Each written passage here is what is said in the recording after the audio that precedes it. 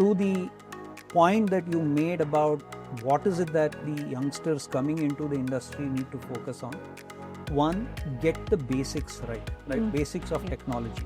Point number two then is make sure that you specialize in a few things, right? The third dimension is everybody needs to have a solid grounding on security. Visionaries, innovators, agenda setters, all with their finger on the pulse of tomorrow's tech. One platform bringing them all together. Slated for Tomorrow, a podcast series presented by Zensar. In today's episode, a conversation with Vijayasimha Allilughatta of Zensar.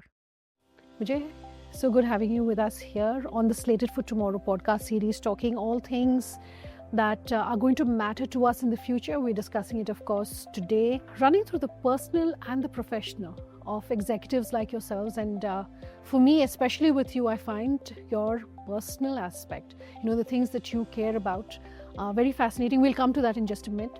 Let's start though by talking about the fact that you've completed 2 years at Zensar. Compared to a lot of the other senior executives, of course, you're an old hand. What's the past 2 years been like for you? So first of all, thank you for having me here. I think the past 2 years, if I really look at it, has been very satisfying, right? That is the one word that comes to my mind when I look at the last 2 years. Why? Because I think one, we have really delivered value to the clients, and we are now in the top tier of client experience scores. I think that's a clear vindication of the effort that is put in by every single Zensarian. So that really is the most satisfying aspect. While doing that, I think we have also done a lot of good things for our employees in terms of talent transformation, in terms of their own career growth and stuff like that. So the two most important stakeholders, I think we have addressed their expectations extremely well. And as part of that, I think our overall results have also been pretty decent. I think 2 years ago, we were a little struggling on terms of predictability of our performance. That's hopefully, touch wood, now a thing of the past. So all in all, I think it has been a very fulfilling and satisfying 2 years.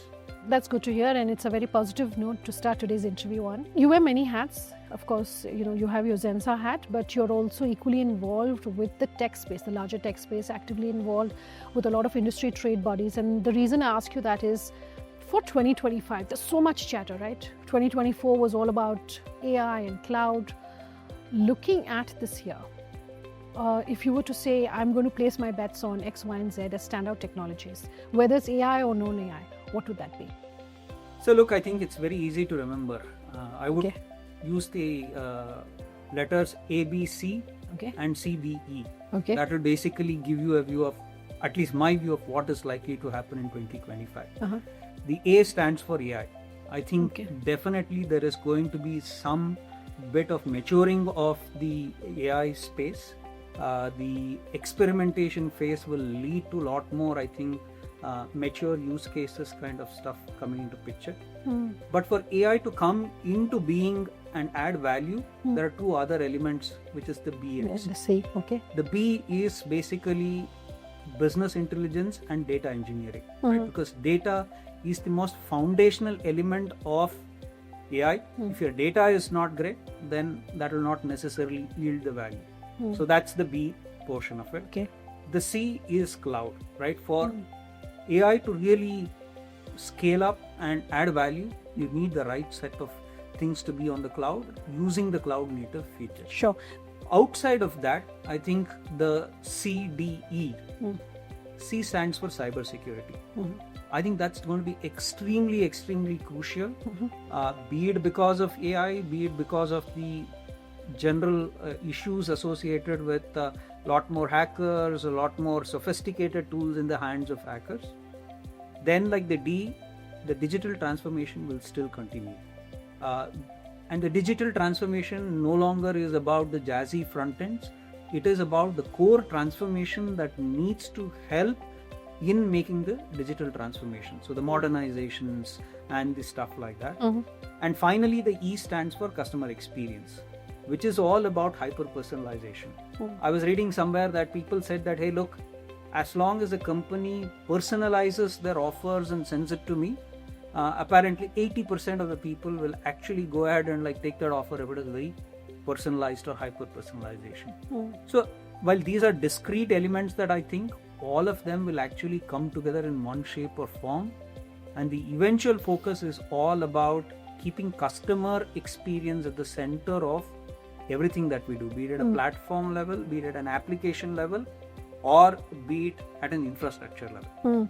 You're saying hyper-personalization. I remember recently a food delivery app hyper-personalized the messages it was sending to customers, and some people at least were creeped out because they felt perhaps it was infringing on their privacy. I guess those questions will always keep coming up where technology is concerned. That where the line is drawn between privacy, how much data is being shared, how that's being understood. It has to be a balance, both in terms of the individual of what he or she shares. We now have the ability to like agree or not agree. Yeah. And also how the companies use, right? Because at the end of the day, if people feel that their privacy is kind of infringed, then the brand will take a hit. So you have to balance between it adding value to the end consumer versus them feeling that somebody is watching them. You're saying, agree or not agree when it comes to sharing of data on websites, but we see that really being strengthened globally because of the GDPR, etc. Do you see it being as strict here in India?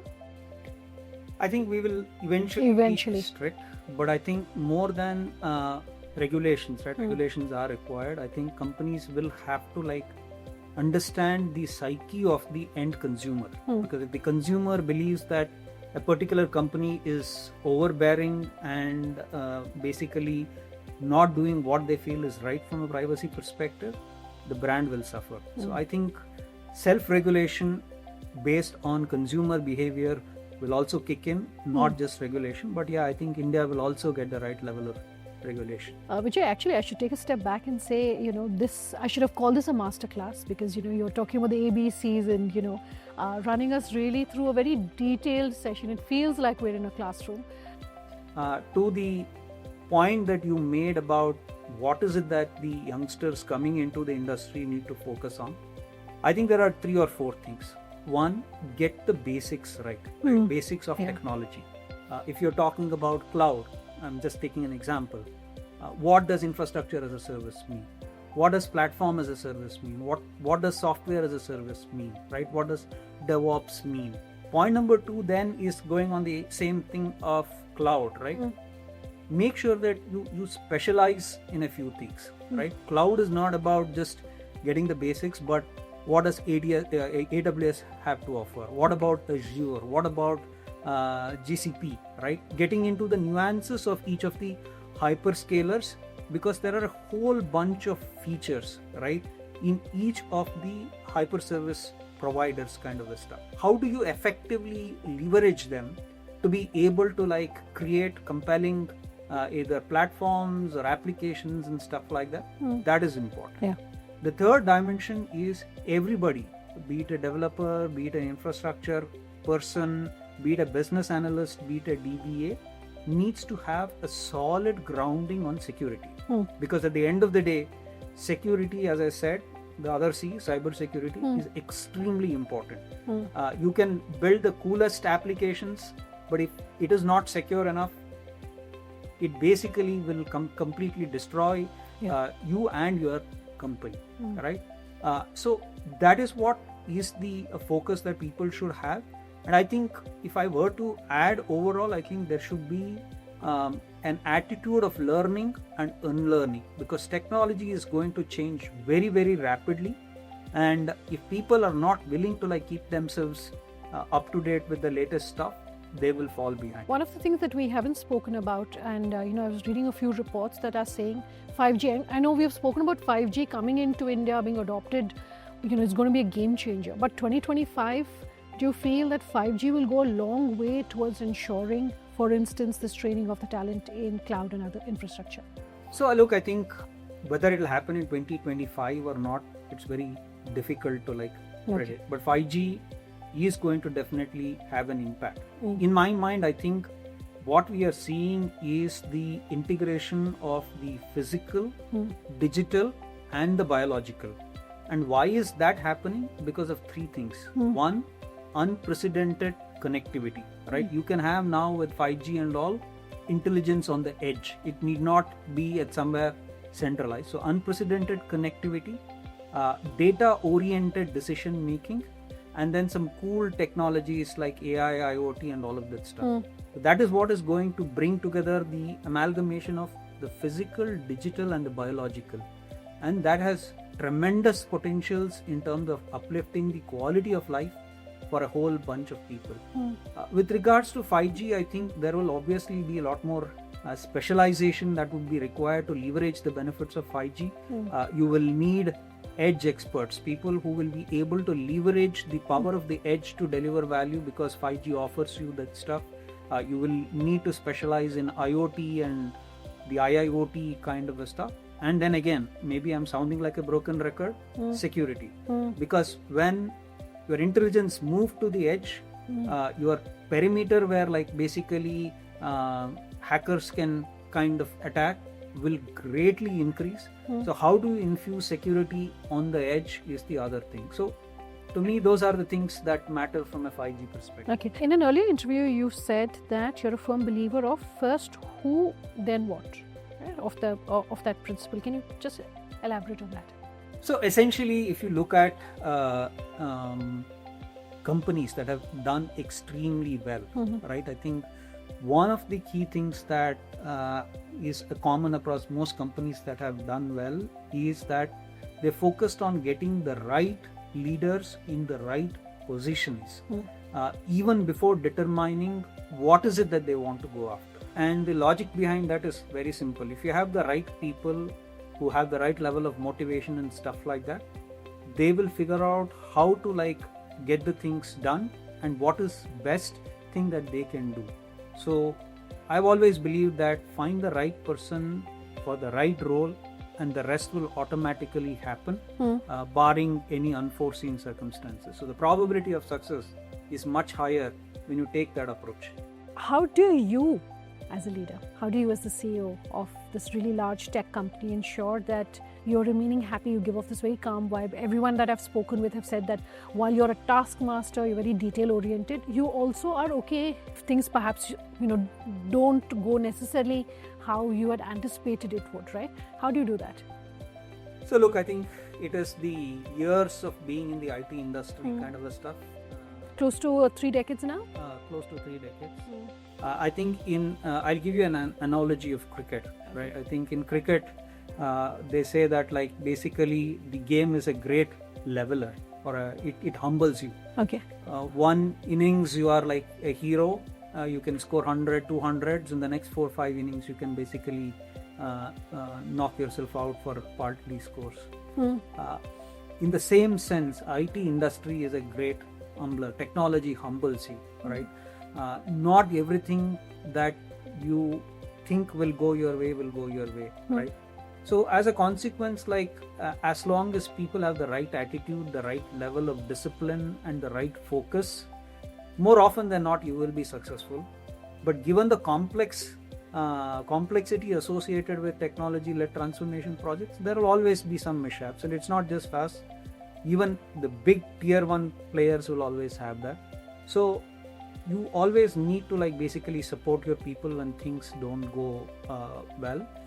But the only key thing is be transparent to the client, set the expectations upfront, and like basically avoid giving negative surprises at the last moment. So that has been the philosophy, and that is why I think you are kind of okay with good people slipping once in a while, but they will learn, and a lot of good people who have slipped will basically learn, and they will ensure that subsequently they deliver tremendous value to the client as well as to the organization. So that's, I mean, when you take a holistic approach to life, I think some of these transient setbacks will not necessarily perturb you too much.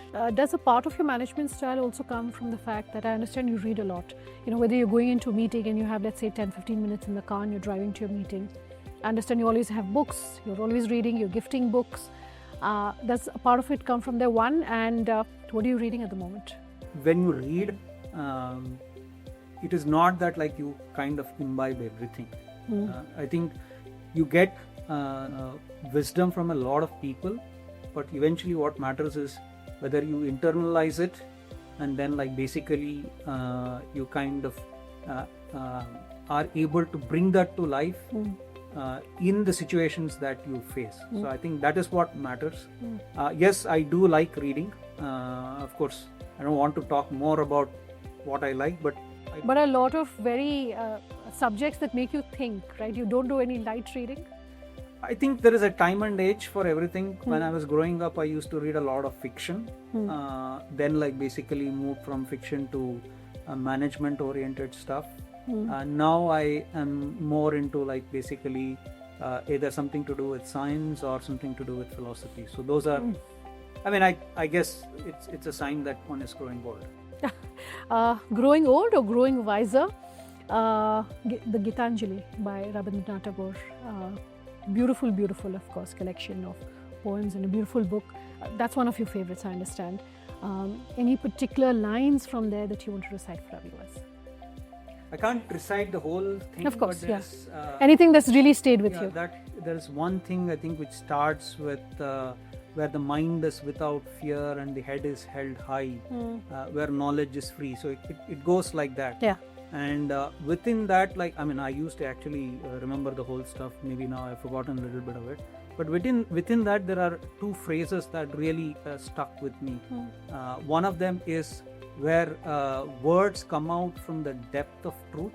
And then I think the next phrase is that like where tireless striving stretches its arms towards perfection. Beautiful. I think that, I mean, the entire book is very, very beautiful, but this is something that has always stuck in my mind. Do you see yourself as a perfectionist? I don't think anybody can call themselves perfectionist. It is all a pursuit of excellence, and it is continuous. Nobody has reached the level of perfection kind of a stuff, because perfection is always continuous present. It is never achieved kind of a stuff. Two other things which I found quite interesting about you. One is you love to experiment with food, I understand. Any favorite cuisines? And you love to travel. You've said Switzerland is one of your most favorite places that you've been to. You travel so much on work. Do you get to also see the places that you're traveling to? Take a few days off and see? When I travel for work, I don't do any sightseeing. That's just me. But is your family okay with that? Do they, would love to go with you on your trips and then perhaps extend? No, I actually always compartmentalize. When I travel for work, I work. And when I travel for leisure, I really look at taking in the sights, the culture and stuff like that. So when I travel for work, my family doesn't accompany me. But when we go on leisure, I think we do all the stuff that we want to do. So yeah, I mean, maybe that's not right for everybody, but that's how I kind of compartmentalize that kind of stuff. And any favorite cuisines that you have? So I mean, look, first of all, when people say I like a lot of cuisines, it's all vegetarian. And there are a variety of options. Vegetarian too, so yeah. A few things that really I like. One is obviously Indian, South Indian kind of a stuff. But outside Indian, Vietnamese is something that I kind of like. Ethiopian is something that when I was in the US, I took a liking to kind of a stuff. Of course, the usual stuff like Mexican, Italian. Give me anything vegetarian, I'm willing to like basically explore. Vijay, as we're coming to the end of this interview, while your professional journey, of course, has been impressive for me, especially as a woman speaking to you, looking up to you as a leader, what I find very impressive is your personal life, and I'll tell you why. In one of the town halls that you did with our employees, to a question that was kind of unrelated, you made it a point to say, for all the men in the room and everyone who's logged in to watch online, I hope you're doing a bit at home. I hope it's not pitching in, right? It's your chore as well. And that was very refreshing to hear. I think as you say, right, as you age, you realize that there are a whole bunch of things in life. And initially, for the first few years, I hardly used to do anything in terms of helping out at home kind of stuff. And then one realizes that, like, to run a home, there are a lot of things that the female lead in the house needs to do to like actually keep it functioning and stuff like that. And at times it can be exhausting, right? So it has to be a shared responsibility to run home, and that is where I think I thought it was important that I also chip in. So which it's not that I've been doing it for years, but I've in the last couple of years I feel that has kind of been a good habit that I have picked, and I continue to do that to the best of my ability. And I want to say thank you for saying that on a public platform. It's really good and refreshing to hear. One last thing before we let you go. Not too long back, you spoke about why you prioritize mental health, and about the fact that at one point, you've grown so fast, you've seen these huge jumps in your career, but at one point you asked yourself, is it really worth it? And you decided to take a bit of a step back. I wouldn't call it advice for everyone, but the importance that you're placing on mental health and wellness, and how you were able to really recognize it and take that decision, which was, I think, very bold, to be able to step away for a bit and then come back. Yeah, so I think there are two dimensions to it, right? I think everybody needs to refresh and rejuvenate at the right time to be able to add value to the stakeholders, including yourself, right? And that is where mental health comes into picture, because in the mad scramble for like doing things day in and day out, you don't necessarily want to be without bereft of energy and stuff like that. Mental energy is very important. Yeah. So make sure that you refresh and recharge. You should do it as part of your daily life, but at some point of time when it gets too much, then you might want to like basically unplug and take a longer time to recharge, and that is what I was talking about previously. Did you have a backup option when you decided that you were going to take a break? I think it was 3 months, if I'm not mistaken, that you spoke about. Yeah, so look, I think you should have the holistic view and the confidence that, hey, look, when you take a break and if things did not necessarily go well, you'll still be able to like find alternatives. I think that confidence is required, but it also depends on the situation, right? If you are at a point where you definitely need to like re-energize, refresh, come back to yourself, then like basically go do that, because I think nature is a way of like rewarding people who eventually will come out refreshed, re-energized kind of a stuff. I think the opportunity will find you rather than you finding the opportunity. Vijay, thank you so much for your time. Really good speaking with you today. Same here. Thank you so much. Thank you.